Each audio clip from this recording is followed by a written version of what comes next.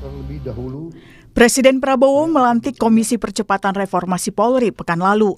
Mantan Ketua Mahkamah Konstitusi Cimli Asidiki ditunjuk menjadi ketua.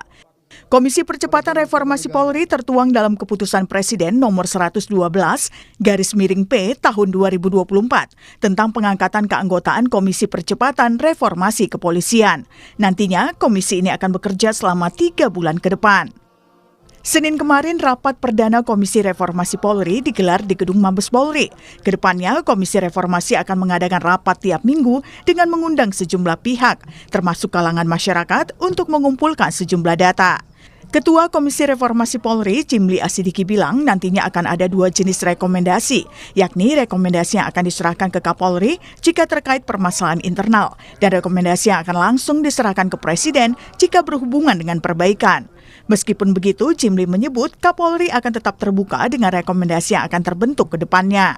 Jadi kalau yang menyangkut kasus-kasus yang diselesaikan secara internal, nanti rekomendasinya langsung kita sampaikan kepada Kapolri yang juga adalah anggota. Maka hasil dari komisi ini ada 2. 1 rekomendasi ke Presiden, yang kedua rekomendasi internal. Nah mungkin yang internal bisa juga nggak diumumkan. Tapi intinya apa yang tadi disampaikan Pak Kapolri, tadi sudah dia tegaskan juga tadi di dalam rapat, bahwa Kapolri bersifat terbuka, adaptif untuk merespon ya hal-hal yang perlu untuk perbaikan, ya itu akan dilakukan oleh Polri. Lalu bagaimana komisi ini bekerja dan apa yang harus dikritisi? Tim Liputan Kompas TV. Presiden Prabowo melantik Komisi Percepatan Reformasi Polri pekan lalu. Komisi ini nantinya akan mengundang sejumlah pihak untuk mengumpulkan rekomendasi terkait reformasi Polri. Apa saja yang nantinya patut direformasi dari Polri dan apa yang harus dikritisi. Kita sudah terhubung bersama Ketua Yayasan Lembaga Bantuan Hukum Indonesia atau YLBHI, Muhammad Isnur. Selamat pagi, Mas Isnur. Selamat pagi, Mas Mario dan seluruh pemirsa Kompas TV. Ya, terima kasih Mas Isnur sudah bergabung di Dialog Sapa Indonesia Pagi, dan kita juga nanti akan terhubung dengan anggota Kompolnas Yusuf Warsim. Ya, mungkin sampai saat ini masih berusaha kita hubungi. Tapi coba saya akan memanggil Pak Yusuf Warsim. Selamat pagi. Selamat pagi. Oke, ternyata sudah terhubung bersama kita. Terima kasih Pak Yusuf. Ada juga Mas Isnur di sini dari YLBHI. Pak Selamat pagi, Yusuf. Mas Isnur. Halo, Assalamualaikum Pak Yusuf. Terima kasih Bapak-Bapak sudah bergabung di Dialog Sapa Indonesia Pagi. Saya ke Mas Isnur terlebih dahulu. Mas Isnur, sebelum kita masuk lebih jauh, saya ingin tanya tanggapan Anda dulu terkait dengan tim reformasi Polri pimpinan Prof. Jimli ini. Baik, Kompas. Ya, pertama kita tuh belum tahu ya. Cakupan, kemudian kajian dan rencana perubahan sejauh apa. Tapi kira-kira reformasi ini harus mampu meredefinisi jati diri Polri yang sipilian polis gitu. Karena ini kan setelah reformasi pemisahan TNI dan Polri, tapi tidak ada agenda mensipilkan kepolisian. Jadi ya penting untuk agenda utamanya adalah bagaimana mendepolitisasi, mendemilitisasi, desentralisasi dan dekorporatisasi gitu. Jadi perubahannya jangan sampai perubahan-perubahan minor. Harus perubahan yang sistemik ya, menyangkut tata kelola, struktur, dan kultur yang juga paling berat harus perbaiki gitu. YLBHI dan masyarakat sipil telah merilis ada 9 masalah utama Mas Mario yang harus diperbaiki secara maksimal ya. Mulai dari tidak adanya akuntabilitas dan pengawasan yang efektif dan independen ya. Bagaimana penanganan kasus selama ini ya tergantung penyidik aja gitu. Tidak ada pengawasan dari hakim yang cukup ketat ya dalam menahan, menangkap, dan lain-lain gitu. Terus tata kelola yang kemudian kita melihat kurang memiliki prinsip good governance. Ya, bagaimana penganggaran, kontrolnya kan tidak terlihat oleh publik sebenarnya. Sistem kepegawaian juga yang paling utama Mas. Mulai dari rekrutmen, kemudian dia penjenjang pendidikannya, kenaikan pangkatnya, itu kan harusnya berbasis meritokrasi ya. Belum lagi bagaimana misalnya kekuatan yang berlebihan yang selama ini kita sering evaluasi, terlihat represif, terlihat brutal ya. Taktiknya di lapangan justru mengedepankan kekerasan misalnya. Jadi kita juga penting melihat bagaimana komitmen, pengetahuan, pemahaman, implementasi terkait hak asasi manusia gitu. Karena itu yang menjadi sorotan. Selain juga yang paling menjadi sorotan adalah seringkali adalah soal penanganan kasus. Jadi kalau kita baca laporannya Komnas HAM, Ombudsman maupun pengaduan ke Kompolnas, ke Propam, yang paling banyak diadukan itu adalah soal penanganan kasusnya, Mas.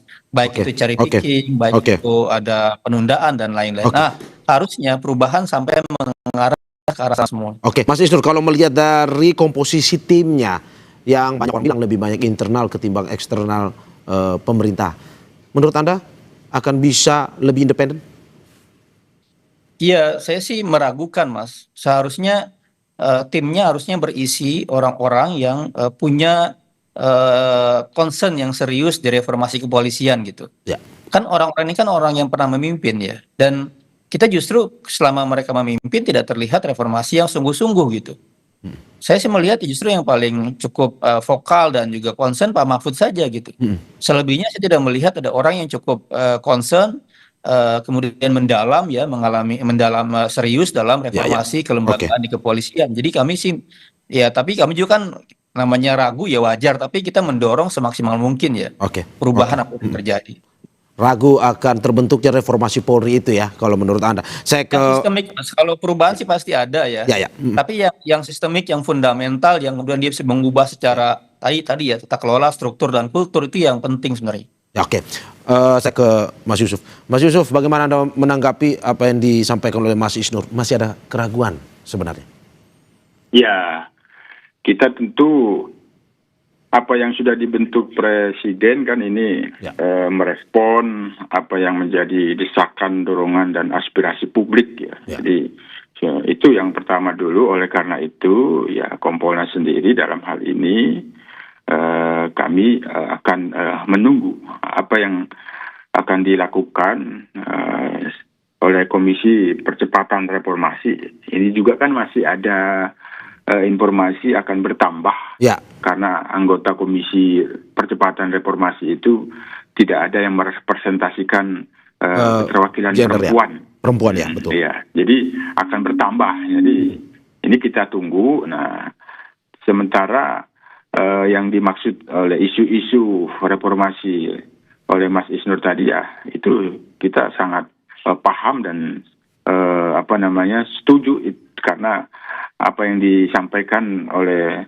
rekan-rekan masyarakat sipil, 9 isu untuk reformasi Polri juga sudah beberapa waktu lalu kami sendiri Kompolnas juga turut merespon desakan adanya reformasi itu, sehingga kami melakukan kegiatan serangkaian pengumpulan saran dan pendapat dari masyarakat, sehingga apa yang disampaikan oleh Mas Isnur 9 isu reformasi itu saya kira memang diperlukan. Nah, namun tentu kami akan lebih menyederhanakan lagi dalam perspektif pengawasan pada saat ini yang sangat diperlukan untuk reformasi Polri ya. Kalau dari saya reformasi pengawasan Polri. Nah, untuk mempercepat reformasi kultur yang itu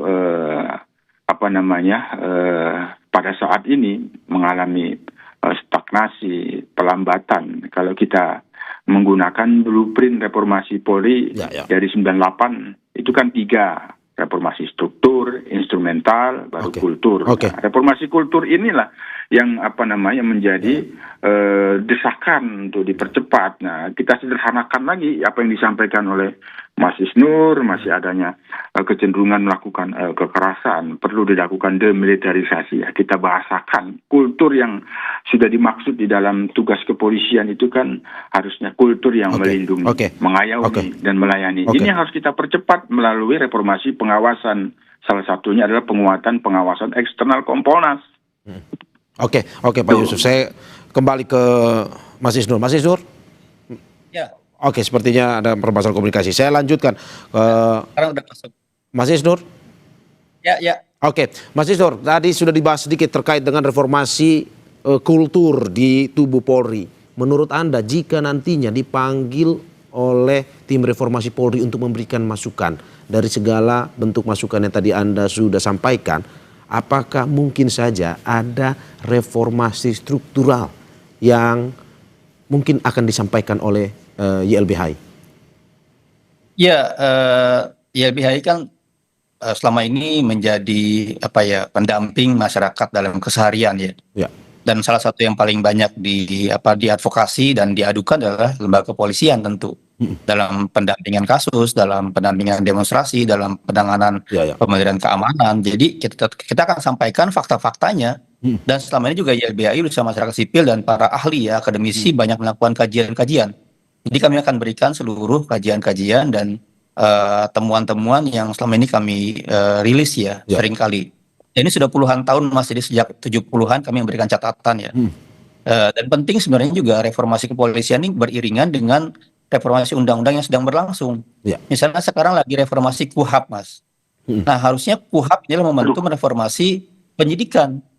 Jadi bagaimana pengawasan penyidikan biar maksimal, ya harusnya mengaktifkan pengawasan penggunaan kekuatan yudisial.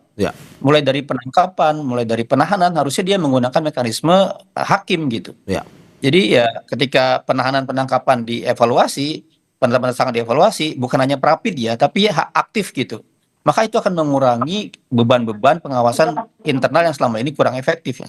Jadi menurut saya evaluasinya tuh reformasinya nggak melulu hanya di undang-undang kepolisian, tapi di undang KUHAP. Gitu. Undang KUHAP ya. Oke, berarti termasuk juga kalau misalkan ada yang tidak profesional, ya bisa juga usulan untuk mengganti di jabatan-jabatan tertentu untuk menambah profesionalitas itu ya? Ya, pertama soal struktur juga Mas.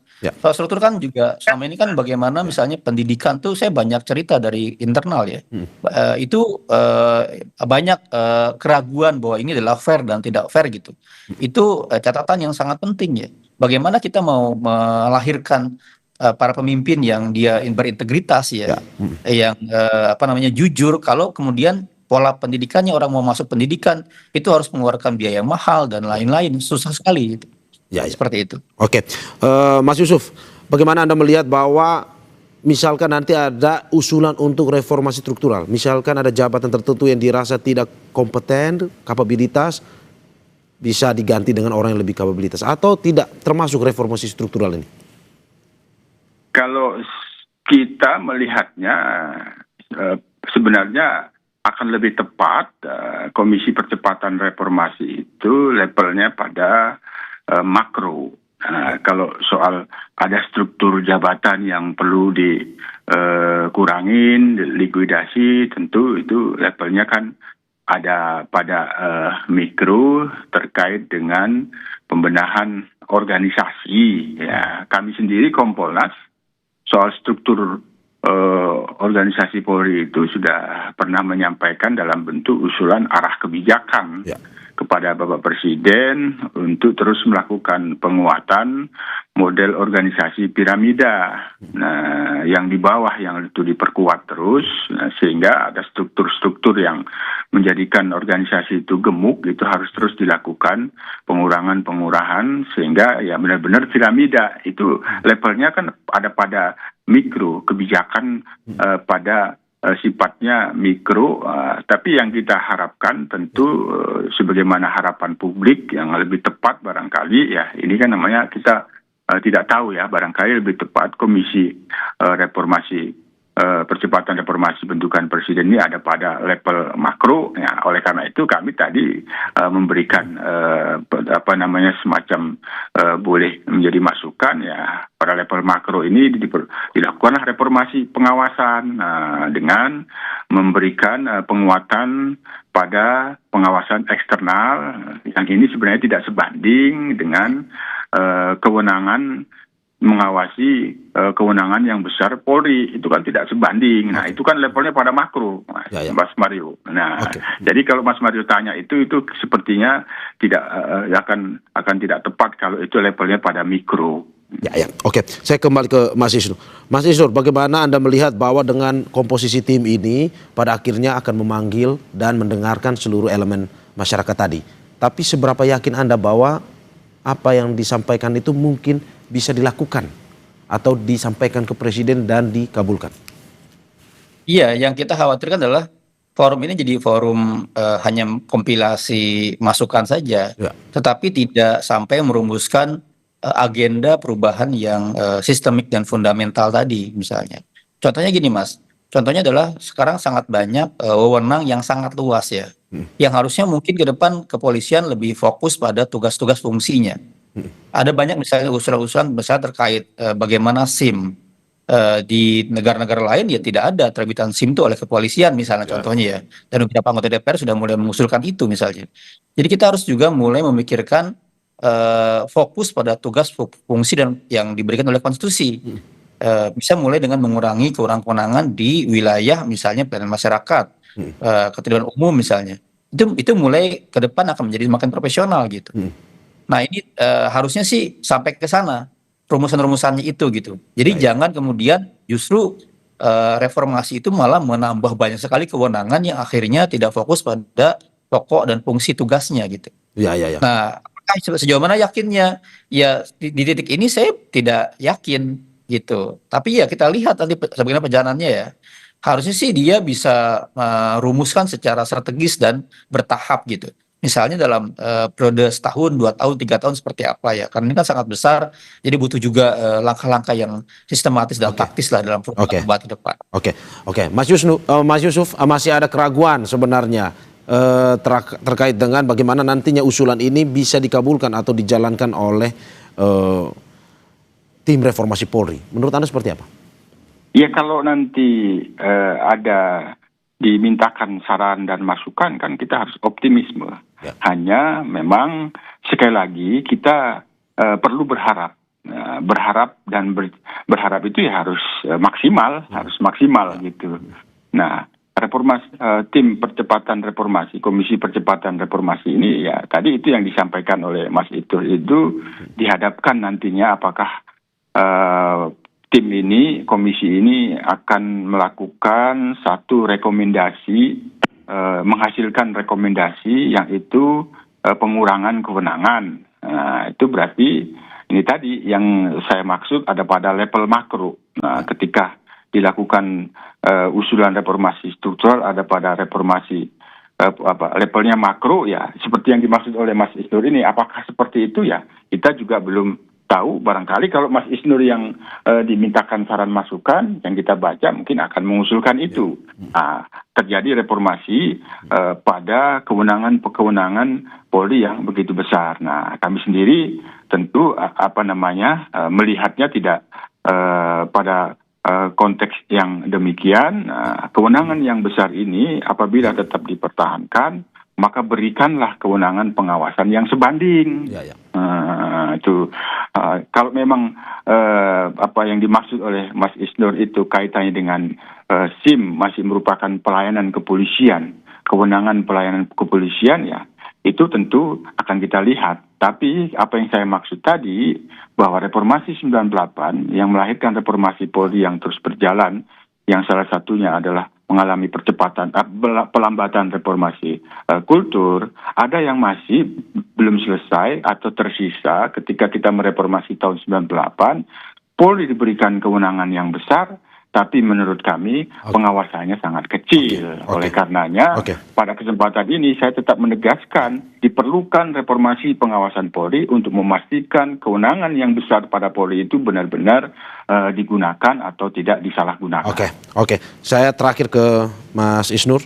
Mas Isnur, apa harapan Anda terkait dengan tim reformasi Polri ini? Harapan, seperti yang dikatakan Pak Yusuf Warsim, harapan itu haruslah besar kepada tim reformasi ini. Harapannya adalah ya Presiden Prabowo pertama benar-benar menjalankan visinya untuk perbaikan kepolisian ya. Hati-hati juga ini situasi yang juga menimbulkan banyak hal ya kalau kemudian tidak hati-hati. Tapi butuh ketegasan, perubahan tuh pasti menimbulkan resistensi. Nah, ini bagaimana